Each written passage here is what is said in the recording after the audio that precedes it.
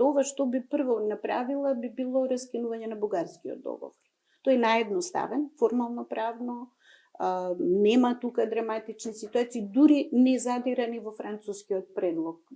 Што е следната задача на општеството, не само на председателот, туку јас се надевам дека и останатиот дел од политичката структура ќе се свести дека оводи во бесмисла. При тоа Европската унија се менува во толку лоша насока, толку сама себе си пукаше во нога со украинската политика, со милитаризацијата, со социјалните протести што ги има внатре, што веќе тоа не е онаа унија што ни ја ветува.